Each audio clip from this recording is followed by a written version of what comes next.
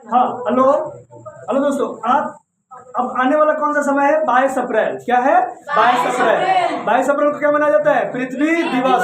तो हम लोग कुछ पृथ्वी दिवस क्यों मनाया जाता है इसके बारे में देख लेते हैं, ठीक है ना। देखो, पृथ्वी को क्या बोला जाता है? नीला ग्रह। क्या बोला जाता है? नीला ग्रह। पूछेगा कि पृथ्वी दिवस कब मनाया जाता है? 22 अप्रैल को। क्या मनाते हैं? 22 अप्रैल। पूछेगा पहली बार कब बनाया गया था? 1970 में। कब बनाया गया था? 1970 में। कहाँ बनाया गया था? अमेरिका में। किसके समान में? नेल्सन के समान में। किसके समान में? नेल्सन। इन्होंने देखो पहली बार इसको कहाँ मनाया गया था? तो औद्योगिक क्रांति इंग्लैंड में बहुत सारे मशीनरी का प्रयोग हो रहा था। उससे जितना भी धुआं निकल रहा था उससे कैसे निपटा जाए उसको सम्मान में क्या बनाया गया? पहली बार पृथ्वी दिवस बनाया गया। चूंकि पृथ्वी को बचाने के लिए क्या चाहिए? पेड़ पौधे। तो पेड़ पौधा पृथ्वी पर ना है जी।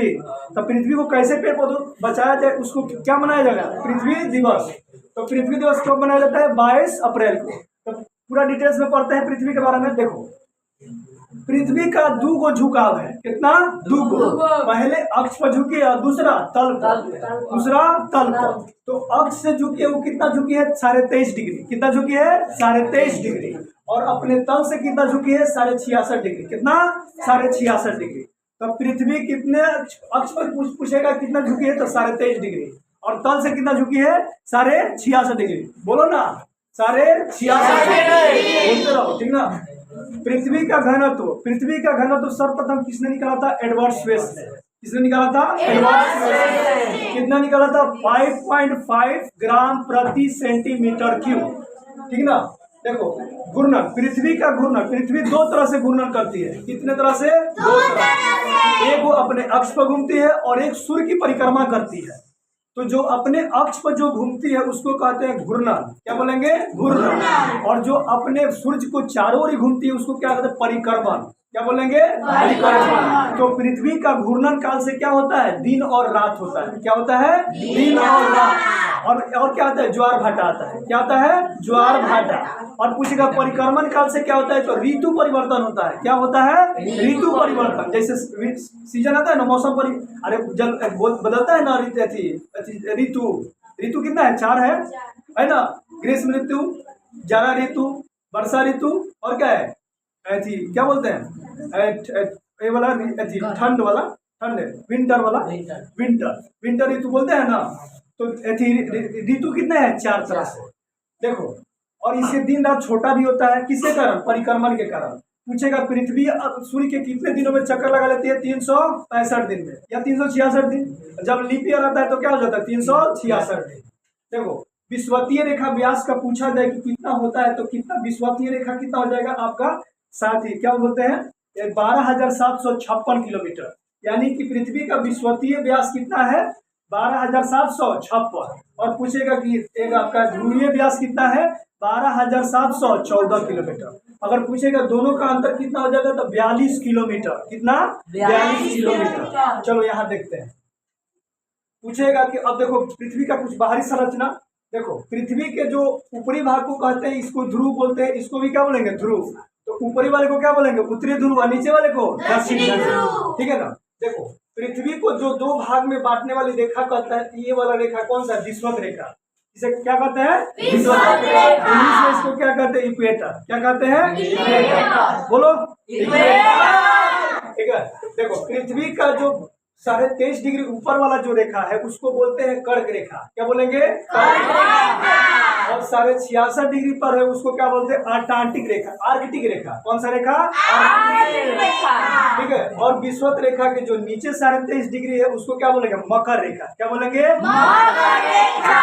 और 66.5 डिग्री की जो रेखा है उसको क्या बोलते हैं? अटलांटिक रेखा। कौन सा? अटलांटिक रेखा।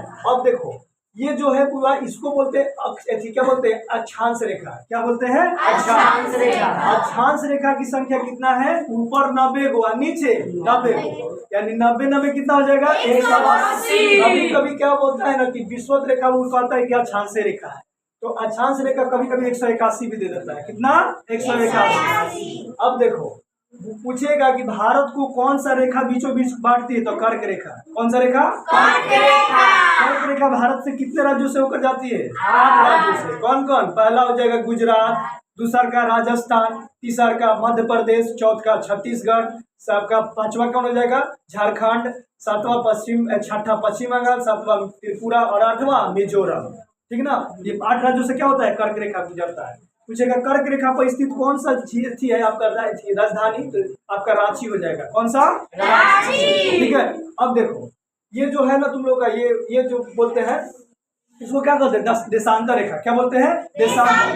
पूछेगा देशांतर रेखा की संख्या कितना है, तो देशांतर रेखा की संख्या पूरा कितना है। देखो ये बीचों बीच जो रेखा है, जैसे किस तरह से ये बीचों बीच इसको विषुवत रेखा बोलते हैं, तो इसको बीचों बीच कौन सा रेखा बोलेंगे, इसको बोलते हैं कौन सा, क्या बोलते हैं इसका ग्रीनविच रेखा। कौन सा? ग्रीनविच रेखा कहाँ स्थित है, तो ब्रिटेन में ब्रिटेन के शहर लंदन में स्थित है ग्रीनविच रेखा।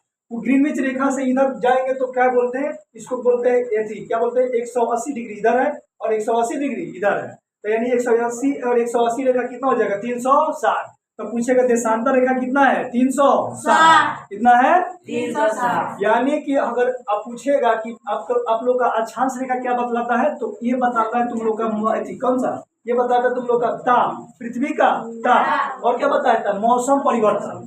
क्या बताता है? मौसम परिवर्तन। और देशांतर क्या बतलाता है? समय और तारीख। क्या बताता है? समय और तारीख बतलाता है। ठीक है ना। देखो पूछेगा वो भारत से कर्क रेखा कितने राज्य, 8 राज्य बता दिए।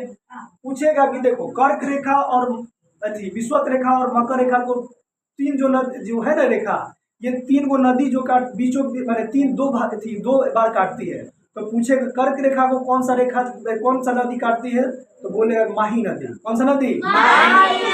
माही नदी कहाँ है? भारत में। कहाँ है? भारत में। गुजरात में। कहाँ है? गुजरात में। पूछेगा विषुवत रेखा को 2 बार काटने वाली रेखा कौन सा, ये आपका कौन सा हो जाएगा, ये आपका कौन सा थी जायरे नदी। क्या बोलेंगे? जायरे नदी। इसी का नाम है कांगो नदी। कौन सा? कांगो नदी। अगर पूछेगा कि तुम लोग का मकर रेखा को 2 बार काटने वाली नदी कौन सा है, ये आप लोग का कौन सा है, कौन सा, ये लिम्पोपो नदी। कौन सा? लिम्पोपो नदी। ठीक है। अब देखो देशांतर पूछेगा भारत से, अब इस लाइन में क्या बोलेंगे देशांतर रेखा। तो पूछेगा देशांतर रेखा भारत के कितने राज्यों से होता है, तो 5 राज्यों से होकर जाती है। और कौन सा देशांतर 82.5 डिग्री। कौन सा? 82.5 डिग्री। समझ में आता ना? 82.5 डिग्री। अब पूछेगा कि देशांतर रेखा क्या करता है, तो ये समय को बतलाता है। कौन सी? समय रेखा। पूछेगा देशांतर देखिए कि आगे इधर जाने पर क्या दे 4 मिनट बढ़ता है और पीछे जाने पर 4 मिनट घटता है। ठीक है ना। अब देखो अब पृथ्वी का आंतरिक संरचना पढ़ लिया जाए। क्या आंतरिक, पृथ्वी के अंदर क्या क्या है। देखो पृथ्वी का आंतरिक संरचना सर्वप्रथम कौन से वैज्ञानिक ने किया था? एडवर्ड स्पेस ने। किसने किया था? Edward space. उन्होंने पृथ्वी को 3 भागों में बांटा था। कितने भागों में? 3 भागों में। कितने भागों में हुआ? 3 भागों में। पहला भाग को कहा था उसने सियाल, दूसरे भाग को सीमा, तीसरे भाग को निफे। कौन सा? निफे। ठीक है ना। देखो सियाल मतलब एसआई मतलब क्या होता है? सिलिकॉन। एल मतलब क्या होता है? एल्यूमिनियम।